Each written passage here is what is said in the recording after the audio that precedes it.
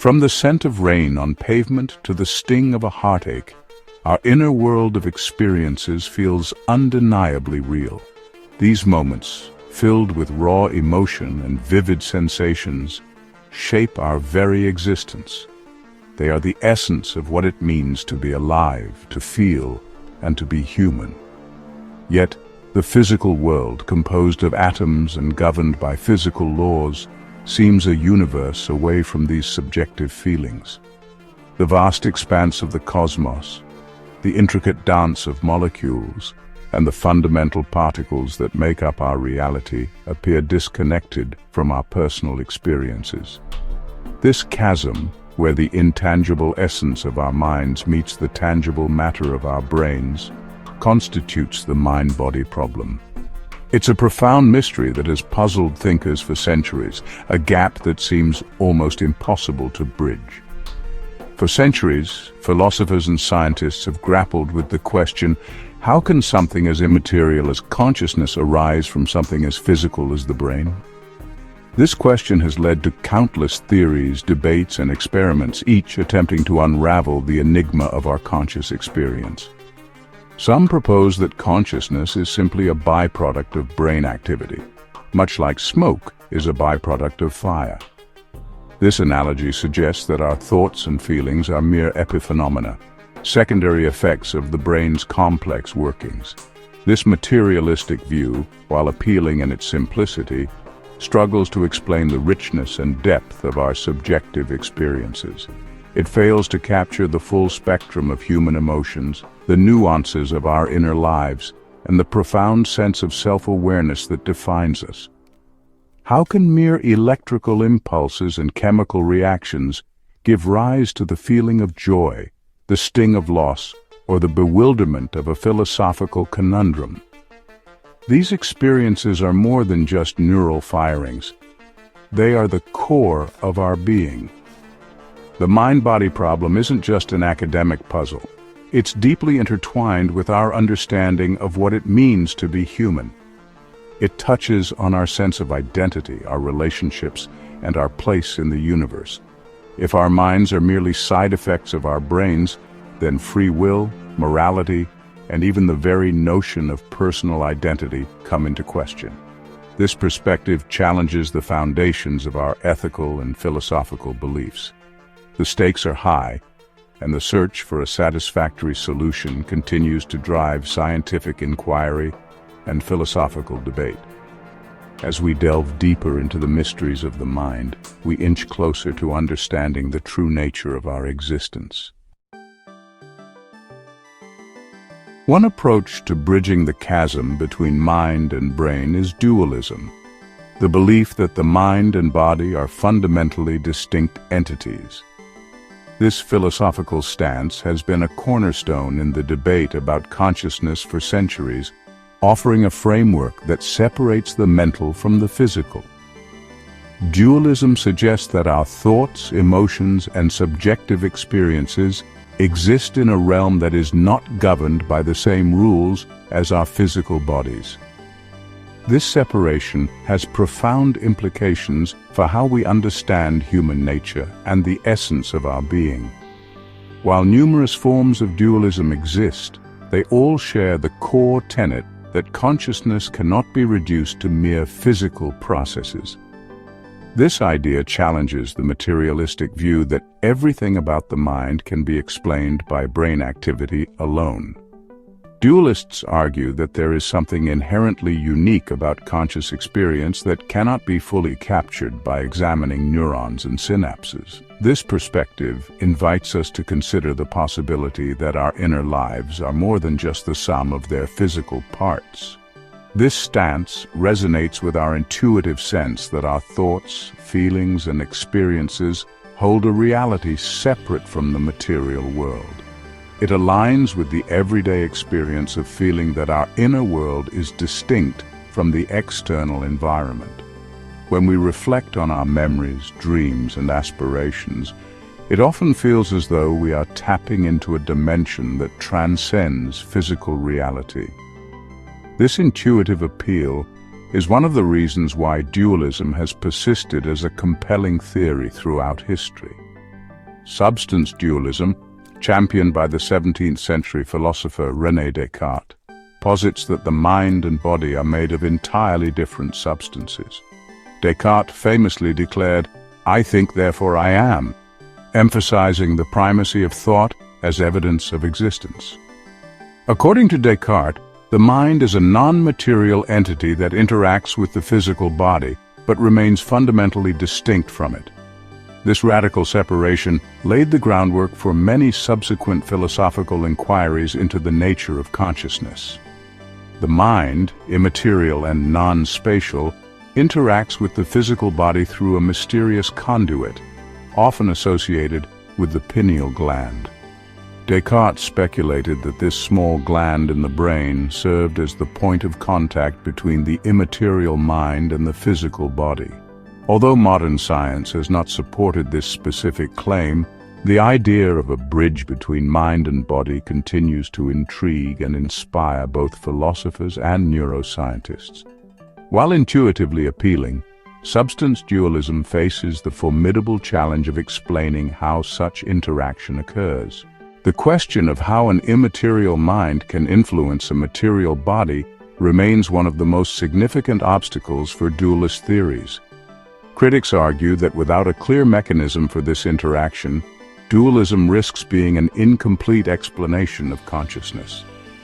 This challenge has led some to seek alternative theories that might better account for the relationship between mind and brain. How can a non-physical entity exert influence on a physical one, and vice versa? This question highlights the core difficulty in reconciling dualism with our understanding of the physical world. If the mind is truly separate from the body, then the nature of their interaction becomes a profound mystery. This conundrum has spurred ongoing debates and research as scholars strive to uncover the mechanisms that might bridge this divide. Property dualism offers a slightly different perspective. Instead of positing two distinct substances, it suggests that the mind and brain are composed of the same material but possess different properties. This view maintains that while the brain is the seat of consciousness, mental properties cannot be fully explained by physical properties alone. It acknowledges the complexity of the brain while still preserving the unique qualities of conscious experience. It acknowledges that the brain is the seat of consciousness, but argues that mental properties are not simply reducible to physical properties. This perspective allows for a more integrated understanding of the mind-brain relationship, suggesting that consciousness emerges from brain activity, but retains characteristics that are not entirely physical. This nuanced view attempts to bridge the gap between dualism and materialism, offering a middle ground that respects the complexity of both the mind and the brain. In this view, the mind emerges from the brain but possesses distinct characteristics that cannot be explained solely by examining neurons and synapses. This emergence theory suggests that consciousness is a higher-order property that arises from the intricate workings of the brain. It implies that while we can study the brain to understand the foundations of consciousness, there is an additional layer of complexity that requires further exploration.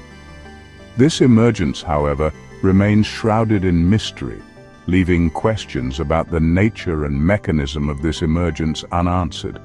Despite advances in neuroscience, the exact process by which consciousness arises from brain activity is still not fully understood. This ongoing mystery continues to captivate scientists and philosophers alike, driving the quest to unravel the enigma of the mind-brain connection. Sir John Eccles, a distinguished Australian neurophysiologist and Nobel laureate, emerged as a staunch advocate for a particular flavor of dualism known as interactionism. Unlike substance dualism, which posits a complete separation between mind and matter, interactionism proposes a dynamic interplay between the two. Eccles, deeply intrigued by the enigma of consciousness, dedicated his career to unraveling the intricate relationship between the brain and the mind. Drawing upon his profound understanding of neuroscience and his philosophical inclinations, Eccles developed a compelling hypothesis. He envisioned the mind not as a passive observer but as an active participant in shaping brain activity. This dynamic interaction, he argued, occurred not through some mysterious Cartesian conduit, but through the subtle quantum mechanical processes operating within the very fabric of our neurons. Eccles's hypothesis, a daring leap across disciplinary boundaries, resonated with those who felt that conventional materialistic explanations fell short of capturing the essence of conscious experience. By weaving together insights from neuroscience and quantum physics, Eccles offered a tantalizing glimpse into a world where the mind, far from being a mere byproduct of the brain, played an active role in shaping its own destiny. Quantum physics, the enigmatic realm of subatomic particles, is notorious for its counterintuitive principles. It challenges our very understanding of reality, presenting a world where the rules we take for granted no longer apply. Here, particles can exist in multiple states simultaneously, a phenomenon known as superposition. When we measure these particles, we force them to choose a single state, collapsing all possibilities into one definite outcome. This means that the very act of observation seems to influence the behavior of the observed, a concept that has baffled scientists for decades. This tantalizing blend of uncertainty and interconnectedness led some scientists and philosophers to ponder whether the mysteries of consciousness might find their answers in the quantum realm. Could it be that our thoughts and awareness are somehow linked to these strange quantum phenomena? John Eccles, captivated by these paradoxical yet profound ideas, proposed that consciousness interacted with the brain through quantum processes occurring at the synaptic junctions, the tiny gaps between neurons. He believed that these quantum events could be the key to understanding how our minds work. These synapses, he argued, were not merely passive conduits for chemical signals, but dynamic hubs where the mind could influence the flow of information. Eccles suggested that the mind could exert control over these synaptic events, thereby affecting brain function and behavior. Eccles pointed to the concept of quantum superposition, where particles exist in multiple states at once until measured, as a potential mechanism for mental influence. He theorized that the mind could leverage this principle to affect which neural pathways are activated. He suggested that consciousness, through its interaction with the quantum realm, could influence the probability of certain neural pathways firing, thus shaping thoughts, feelings, and ultimately, actions. This idea implies that our mental states could directly impact our physical brain processes. This groundbreaking idea, while speculative, opened up a new avenue of inquiry, suggesting that the mind, through the enigmatic dance of quantum particles, might hold the reins of its physical counterpart. It invites us to explore the possibility that our consciousness is not just a byproduct of brain activity, but an active participant in shaping our reality.